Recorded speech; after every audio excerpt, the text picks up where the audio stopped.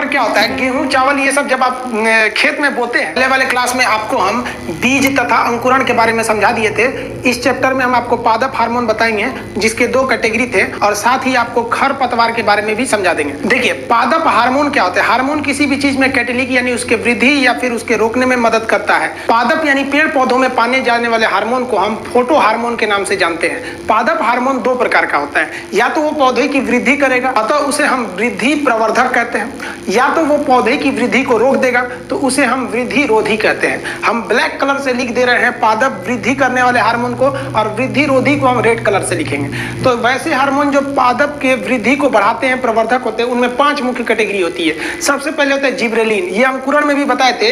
ये germination, gibberellin sense है germination, यानी ये अंकुरण में मदद करता है और पौधे की वृद्धि को डिपेंड करता है कि कितना वृद्धि होगा कितना नहीं होगा, इसलिए इसे मुख्य हार्मोन कहते हैं। यह मुख्य हार्मोन है, अंकुरण तथा वृद्धि को नियंत्रित करता है। ये एग्जाम में पूछा था कि कौन से हार्मोन वृद्धि को नियंत्रित करते हैं। दूसरा देखेंगे ऑक्सिन हार्मोन। ऑक्सिन हार्मोन जो होता है वो पौधे को प्रकाश की ओर ले जाता है, यानी ऊपर की ओर ले जाता है। जिसमें ऑक्सिन हार्मोन ज्यादा होता है वो पौधा बहुत हाइट पे जाता है। आप देखे होंगे सूरजमुखी में ऑक्सीजन ज्यादा होता है, वो सूरज की ओर घूम जाता है। सूरजमुखी जिधर सूरज जाएगा उधर ही घूम जाएगा। तो इस घटना को हम टेक्निकल नाम देते हैं प्रकाशानुवर्तन। एग्जाम में पूछा था प्रकाशानुवर्तन किसके वजह से होता है, तो वो ऑक्सिन हार्मोन की वजह से होता है। ये ऊपर की ओर अर्थात प्रकाश की ओर ले जाता है, जिसे हम कहते हैं प्रकाशानुवर्तन, और पौधे को जड़ की ओर ले जाता है, अतः उसे कहते हैं गुरुत्वानुकर्षण। ये दोनों के लिए ऑक्सिन हार्मोन जिम्मेदार है।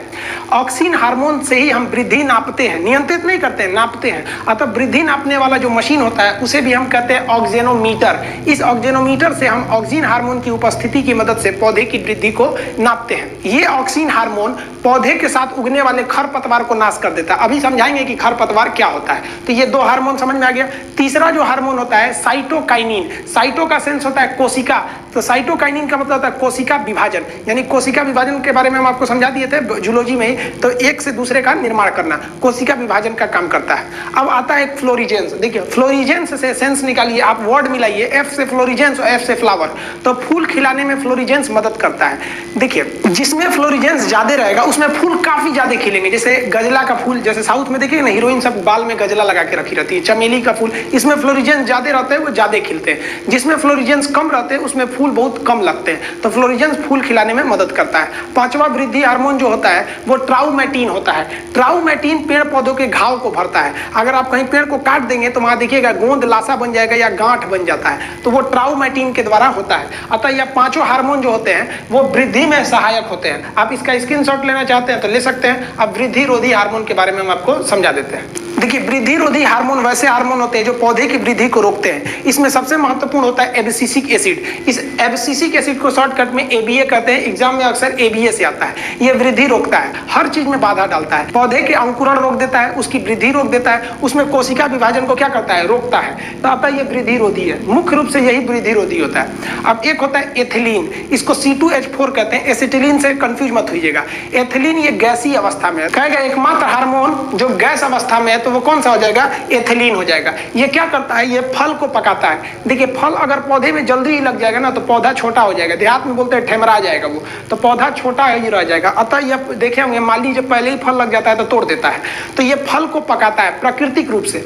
पेड़ में जो फल लगते हैं वो पेड़ में ही कभी कभी फल पक जाते हैं अगर आप छोड़ दीजिएगा। तो नेचुरली जो पकते हैं वो एथिलीन के कारण पकते हैं, और हम जब पकाते हैं वो तो एसिटिलीन होता है। आप देखे होंगे आम वगैरह तोड़ते होंगे तो उसमें से एक लिक्विड निकलता होगा जहां से तोड़ते होंगे, जिसको कहते हैं ना चोप लग जाएगा, यहाँ कहीं कहीं लग जाएगा खाते वक्त, या फिर तो वहां पक जाता है। वो क्या लग जाता है, तो आपके शरीर में एथिलीन लग जाता है। आप आम भी ले आते होंगे खाने के लिए तो बड़े बुजुर्ग कहते होंगे इसको पहले कुछ देर पानी में भिगा दो, और उसके बाद भी देखते होंगे ना तो उसका जो जहां से डंठल जुड़ा रहता है वहां से आप क्या करते हैं 2-3 बूंद टपका देते हैं, ताकि जो एथिलीन है वो क्या हो सके, गिर जाए, ताकि आपको नुकसान न करे। ये एथिलीन फल को बहुत अच्छे ढंग से पकाता है और इसमें मिठास ज्यादा होती है और फल एक समान पकते हैं। अतः नेचुरल फल काफी अच्छे होते हैं। लेकिन किसी को इतना फुर्सत है कि पेड़ में छोड़ के फल पकाएगा, छोड़ेगा तो पड़ोसी तोड़ देंगे सब। छोटका छोटका बच्चा सब बचपन में आप लोग भी बहुत तोड़े होंगे आम वगैरह। तो इसलिए आजकल कृत्रिम यानी आर्टिफिशियल रूप से फल को पका दिया जाता है। आर्टिफिशियल फल यानी कृत्रिम रूप से फल को पकाने के लिए एसिटिलीन का प्रयोग होता है, C2H2।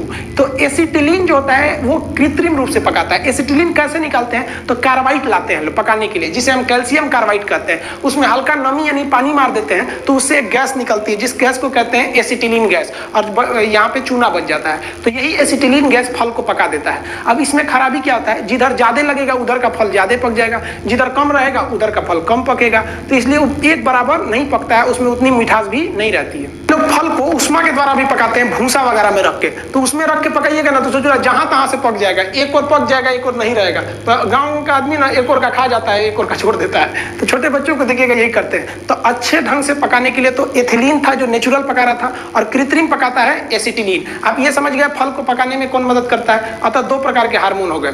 समझते हैं खरपतवार। खरपतवार क्या होता है, गेहूं चावल ये सब जब आप खेत में बोते हैं तो उस धान वगैरह के साथ कुछ छोटे छोटे पौधे भी निकल जाते हैं, फालतू पौधे। ये फालतू पौधे आपके अनाज को दिए जाने वाले जल, उसमें दिए जाने वाले पोषक पदार्थ, खाद, यूरिया, पोटास, इस सब का सेवन करने लगते हैं और खुद बढ़ने लगते हैं। इसमें कोई फल वगैरह होता नहीं है, अतः आपका जो पैसा और जो मेहनत है वो दूसरा ले रहा है, और जो आपके अनाज को जितना मात्रा मिलनी चाहिए उतना नहीं मिल पाता है। तो ऐसे अनावश्यक, इसको एग्जाम में पूछा था कि अवांछनीय, अवांछनीय मतलब जिसको आपकी जरूरत नहीं है। तो अनावश्यक उगने वाले पौधों को हम क्या कहते हैं, वीड्स कहते हैं, इसी को हम लोग कहते हैं खरपतवार। इसको मारना जरूरी है। तो जिस दवा से हम इस खरपतवार को मारते हैं उस दवा को हम कहते हैं खरपतवार नाशी। खरपतवार नाशी इस पौधे को, अनावश्यक पौधे को मार देता है, और आपका जो ओरिजिनल फसल है, चाहे वो धान गेहूं जो भी है, उसको कोई नुकसान नहीं पहुंचाते हैं। मुख्य रूप से दो खरपतवार जो बहुत ज्यादा फेमस है, एक आपका सीमाजीन, जो आप में से किसान होंगे वो सीमाजीन का प्रयोग अक्सर करते होंगे, और एक 2,4-D। सीजीएल में पूछा था कि 2,4-D का पूरा नाम क्या होता है, कि इसका पूरा नाम होता है डाइक्लोरोफिनॉक्सी एसिटिक एसिड। तो ये इसका फुल फॉर्म आप याद रखिएगा। तो ये हो गया आपका खरपतवार नाशी। इसका आप स्क्रीनशॉट लेना चाहते हैं ले सकते हैं। मिलेंगे हम लोग नेक्स्ट वीडियो में बायोलॉजी के। तब तक के लिए जय हिंद।